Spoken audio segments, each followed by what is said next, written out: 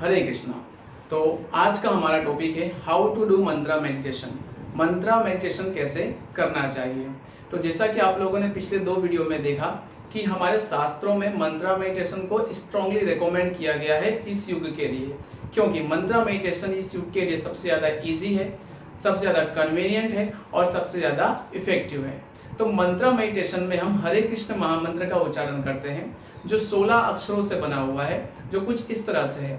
हरे कृष्ण कृष्ण कृष्ण हरे हरे, हरे राम राम राम हरे हरे।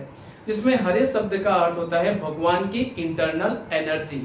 जब हम हरे बोलते हैं तो भगवान की उस एनर्जी को एंगेज करते हैं।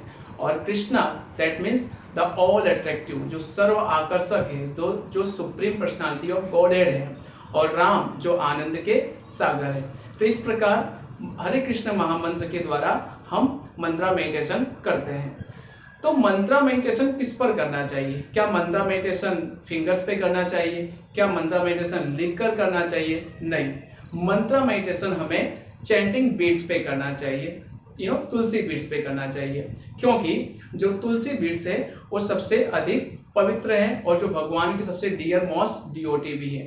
तो इस प्रकार जब हम तुलसी बीट पे चैंटिंग करेंगे तो हमें भगवान के शुद्ध भक्त का एसोसिएशन मिलेगा।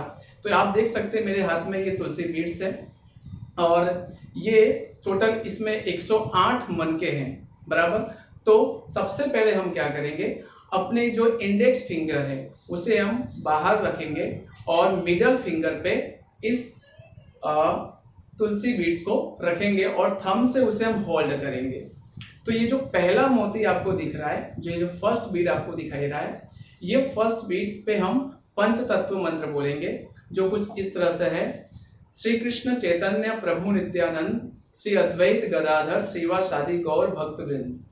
ये पंच तत्व मंत्र हम इस बीट पे बोलेंगे, जो बोलना बहुत ही जरूरी है, क्योंकि भगवान ने कहा है कि ये जो आध्यात्मिक ज्ञान है ये गुरु शिष्य परंपरा से आता है। और जब हम इस पंच तत्व मंत्र को बोलते हैं तो भगवान और उनके पार्षदों को हम प्रणाम करते हैं। और उसके बाद फिर हम 1 बाय 1 बीट्स पे होल्ड करते हुए मंत्रा मेडिटेशन बोलेंगे। जैसे कि पहला बीट है उस पे हम बोलेंगे हरे कृष्ण कृष्ण कृष्ण हरे हरे, हरे राम राम राम हरे हरे। उसी प्रकार अगले बीट्स पे हरे कृष्ण कृष्ण कृष्ण हरे हरे, हरे राम राम राम हरे हरे। और इस तरह करते करते हम सभी मनकों पे इस हरे कृष्ण मंत्र का उच्चारण करेंगे।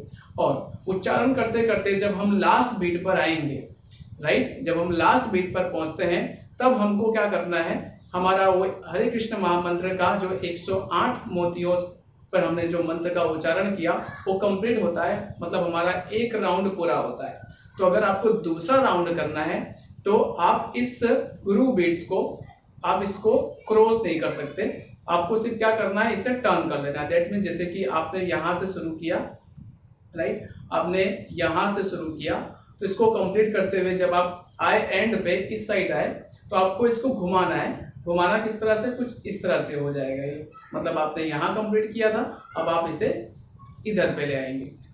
और फिर दूसरा राउंड शुरू करने के लिए आप हेड बीट पे पंच तत्व मंत्र बोल के आप फिर से अपने हरे कृष्ण महामंत्र का चैंटिंग शुरू कर सकते हैं, राइट। तो आप लोगों के माइंड में कुछ प्रश्न आ रहे होंगे कि मंत्रा मेडिटेशन क्या बीट्स पे ही करना चाहिए, क्या हम उसे फिंगर पे नहीं कर सकते, क्या हम उसे लिख कर नहीं कर सकते? देखिए, अगर आप फिंगर पे करेंगे या उसे आप लिख के करेंगे तो आपका माइंड लिखने पे या फिंगर पे कंसंट्रेट कर पाएगा। आप अपने मंत्रा मेडिटेशन करते समय हमारा फोकस, हमारा कंसंट्रेशन उस मंत्रों के साउंड वाइब्रेशन पे होना चाहिए। और अगर आप लिख के करेंगे या फिंगर पे करेंगे तो आपका फोकस साउंड वाइब्रेशन पे नहीं हो पाएगा, राइट।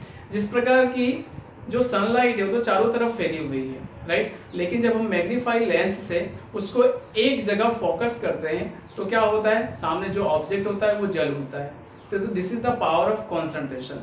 सो बीट्स पे चैंटिंग को इसलिए करना चाहिए जिससे हम माइंड को फुली कॉन्सेंट्रेट कर सके। एक दूसरा क्वेश्चन आएगा, क्या इंडेक्स फिंगर बाहर निकाल कर रखना जरूरी है? क्या हम बीट्स को इस तरह से नहीं पकड़ सकते? तो जी नहीं, हमारे शास्त्रों में बताया गया कि जो इंडेक्स फिंगर है ये अहंकार का प्रतीक है। जब भी हमको किसी को कुछ कहना होता है तो हम इस तरह से उसको कहते हैं, राइट। तो ये एक अहंकार का प्रतीक है, या तो जो एक फॉल्स चीज को आइडेंटिफाइड करती है, ये एक फॉल्स फाइंडिंग प्रोपेंसिटी है इस फिंगर के अंदर, तो इसलिए इस फिंगर को हमें बीट्स पे टच नहीं करना चाहिए।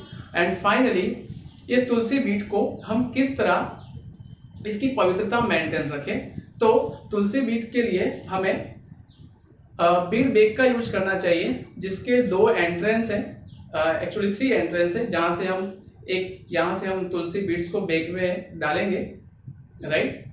और इस प्रकार जब आपको जो मैंने पोजीशन बताया कि बीट्स को आपको मिडल फिंगर और थंब से होल्ड करना है, तो इसी पोजीशन में आपको फिंगर बीट बेग में डालना है, और ये जो आपकी इंडेक्स फिंगर है आगे वाले एंट्रेंस से बाहर निकलेगी, और बाद में आप चैंटिंग को मिडल फिंगर से और थंब से इसको होल्ड करते हुए मंत्र मेडिटेशन कर सकते हैं। ओके, सो मंत्र मेडिटेशन हम करेंगे फाइनली इस तरह से, Hare Krishna Krishna Krishna Hare Hare, Hare Ram Ram Ram Hare Hare. So thank you so much. I hope आप सभी लोगों को ये सारा पॉइंट समझ में आया होगा और आप डेली इसे अपनी प्रैक्टिस में लाएंगे। Thank you. हरे कृष्ण।